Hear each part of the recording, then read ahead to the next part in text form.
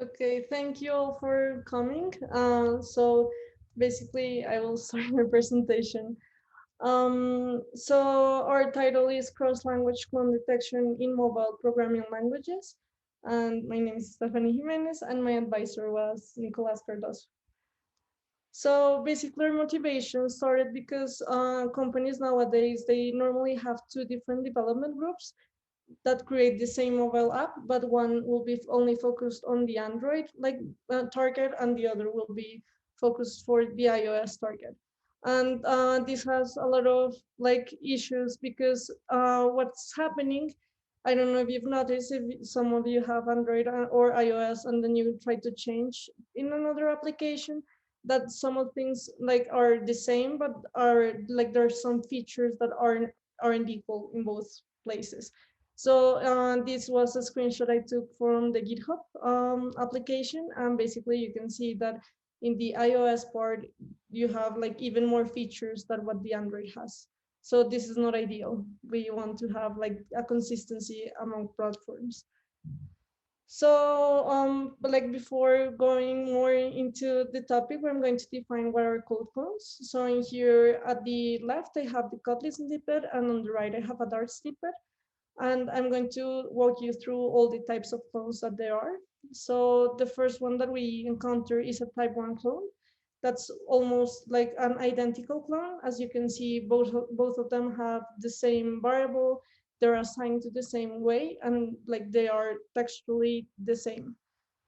We also have type 2 clones, which are clones that are similar in the way that they have only one missed variables. So basically here, the difference is that it is not J with J, but J and L. And that will make that a type 2 clone. The type 3 clone on the other side is something that's more different than a type 2, but it has the same semantic and syntax target in both languages. And on the final place, we have the type 4 clones that are basically two snippets of code that do the same thing, but they're completely different on how the way they are written. So in this way, we have a 4 that just counts all the numbers, sums 1 until 10. And we can do the same in one line on Dart. So that will be a type 4 clone. There's a lot of detection approaches that we discovered in our literature review, and we can just yield them into these 5 categories. The first one are textual approaches, where they just compare the textual text among the code base. The other is the token or lexical approach. That's basically they just tokenize all the keywords of the grammar, all the keywords, and they just try to map them throughout the the code bases. The other approach that we have is the tree-based approach, which basically relies a lot on the abstract syntax tree, which is the ST for each grammar for each language. That changes on the way they manipulate that, but that's their based structure for going and comparing. The fourth one is the graph approach. So basically, they just center a lot on the flow control graphs of programs. So they can just go ahead and see what instructions are flowing in which direction, and then they will try to find clones within that structure. And the final category are hybrid approaches that basically is a combination of two or more that I previously described here. The other thing that's happening with existing tools for clone detection is that most of them only support single language comparison. So the idea is that if my target language is only C, then I will just be able to compare code within that code base of C. But there's a subset of these existing tools that are able to do cross language comparison, but there are really few. And also the majority of them, they have the target languages for that are C, Java, JavaScript, or Python. In the mobile world, we have that the clone detection tools are based on the comparison of the binaries that are target from the application rather than the code. So they will just go ahead and dig into the binary that's generated from the application, and that's what they're comparing, not the code base as we are like aiming to do so. So on our literature review, we also found that there's a lot of limitations from the current tools, and that could break down that they are outdated and unmaintained clone detection tools. Like at the end, we found like 20 tools, but we could only retrieve results from 3 of them because they have deprecated dependencies, or some of them were even not available and downloadable. Like we had the paper, but they didn't map us to where the code was or where the tool was, which makes us like give more importance to our investigation, because there's no one like this is one of the first tools that's centering on doing code clone search in the mobile settings. So now I'm going to go to describe our tool. We decided to call it out of step. So every time I say out of step, I will be referring to our proposed algorithm and tooling. So the first thing that we describe are which are our target languages, that obviously they are going to have to be like centered in the mobile world. That's why we decided to go for Kotlin and Dart. And basically this is because both of them have a framework that's like really popular and that is built on that language for developing applications. So the first one is the Kotlin for Android, and in the case of Dart, we have Flutter for Android and iOS applications. So I want to talk about first like the essence of Kotlin and Dart grammars, because they are really different. Like besides they're really similar, but they have a lot of like differences. So in here I have a snippet of code that's just an assignation for a variable that's called 10, and we're equal that to 10, to the number 10. And in here I just put the representation of the abstract syntax tree for both of the languages. So we can see that both of them, like they embed some kind of the same information, but they are like structurally different, really different. So in the case of Kotlin, we have a really hierarchical structure. Well, we can see like more information on the nodes that are intermediate. So that's something that's not happening with Dart. Dart has like more of a flat structure, and that makes us like a little bit tough the comparison, because we like, even though the snippets of code we know they're the same and we know that they are type 1 clone, we cannot see them on this tree structure. So for that, we decided to use an enriched concrete syntax tree. That's, I'm going to be calling it throughout the presentation as an eCST. So we define this tree to help us overcome that difference of the structure that we're getting from the grammars. So first I'm going to define what is a node on the eCST. That's the smallest representation of the tree. So basically each node will have an universal node type. That this is extremely like important, because it is like the generic type that describes the feature of our language. And that's something that we based on a lot of papers that already did that, a lot of toolings that already use this technique, but we had to extend it a little bit to like accommodate to Kotlin and Dart grammars. So an example of what is an universal node type, it's an attribute declaration. So basically we're like in the example that we had before, we were defining a variable equal to 10. So that will be under the category of an attribute declaration. And we defined a total of 64 node types for like being as generic as possible without like not having the granularity that we had, like we need to compare code. So that's one part of what's inside a node. We also in the node will have a token, and that token will have a text, a line, and a column.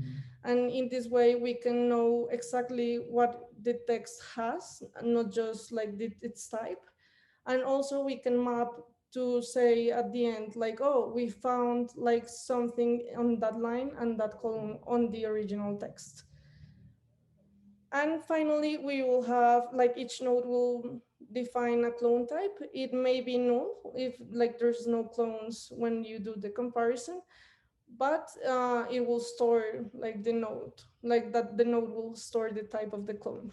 So additionally, we will have like a concept that's called the advanced nodes, which are basically empty nodes that are helping us to group structures of the grammar that may not be like grouped because of the way the grammar is built and the language is built.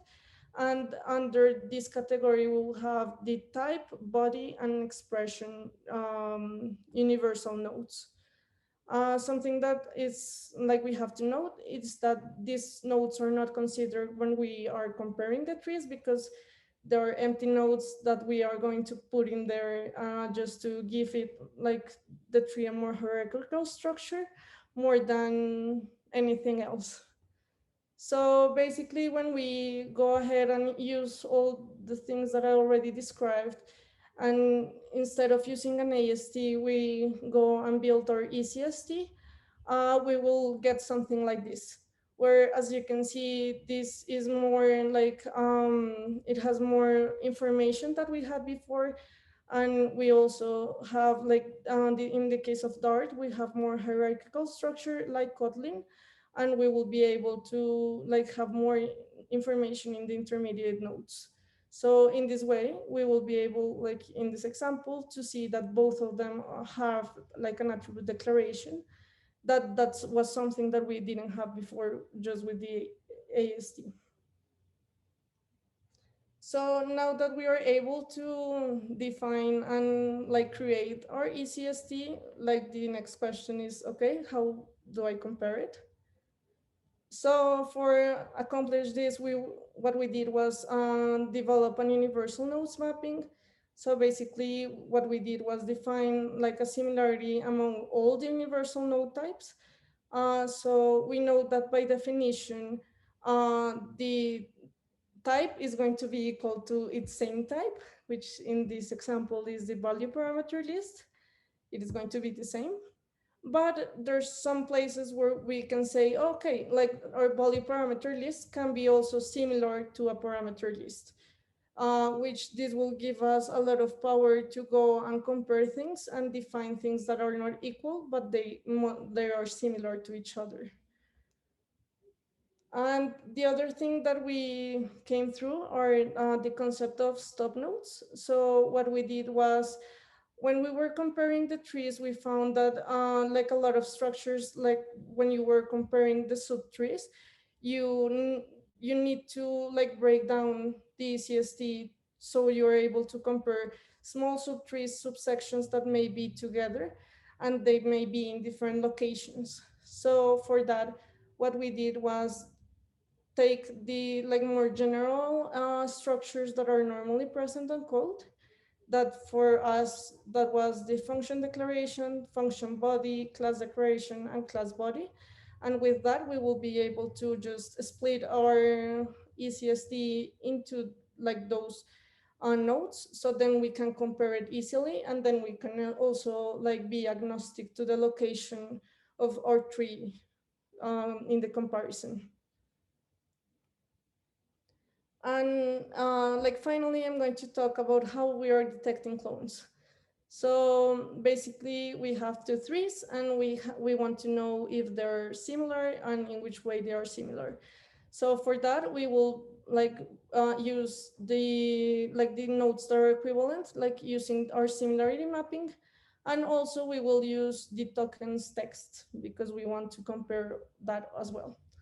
So we came up with this like really simple table, which what says is, if the universal node comparison is not similar, and our token comparison is not similar, then there will be no clone.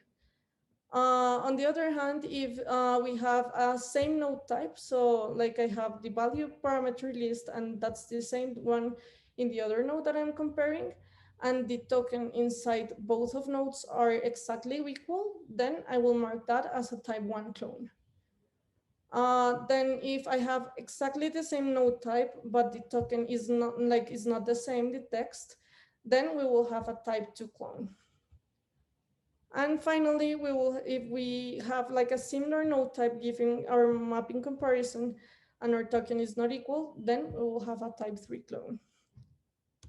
So when we perform this, what we found is that our tool is just retrieving all the clones that it could find. So we wanted to find what is the most similar pair. So I'm here, like I may have trees that they may look similar, but I want to find the most similar among them. So what we came up to was a similarity metric that is just like a weight, so and some weighted sum, sorry, that will just be focused on the number of type 1, type 2, and type 3 clones that we found in each of the node, like in the nodes. So this will enable our merging mechanism in complex structures that will define fragments that are more similar to others. So I'm going to illustrate you an example using the code and all the trees with that we will be doing from our generation to our clone detection. So hopefully this will be like more in an example.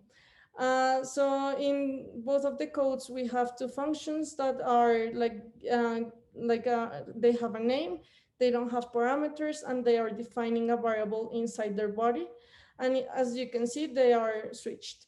So the first thing that we are going to do is just generate our eCST, and this is like a really simplified eCST for Kotlin and Dart.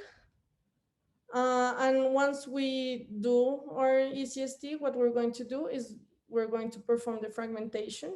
So we're going to divide our trees into using the function declaration and the function body. So we will have 4 parts per each tree. Then what we are going to do is we're going to take the same type of nodes and we're going to compare them. So in this case, I decided to use the function declaration and nodes, and then we're going to compare like all with each other. And what we are finding is that the versions A of the that we are having here, they will be a type 1 clone because they have the same universal node and they have exactly the same token. While when we compare version A and version B, we will have a type 2 clone because our universal node is the same, but our token is different. So using this, we will define that the function get A and get A will be the same, and get B and get B will be the same. And we will perform the same thing for the function body. So in here, the A will match with the A and the B will match with the B. As you can see, it is like completely opposite of what we had in the first place. So when we go to the clone filtering part, that's our merging mechanism, what this will do is that it will start going like the child nodes will start saying to the parent nodes like, hey, I'm a type 1 or a type 2. So my metric, like my number in my metric is this one. And then what will happen at the end is that we will give precedence to those child nodes. So at the end, we will mark the, even though like the name of the functions is different, we'll give precedence to whatever is inside the body. So in this case, we will have that the function get A is equal to get B, and the function get B will be equal to the get A.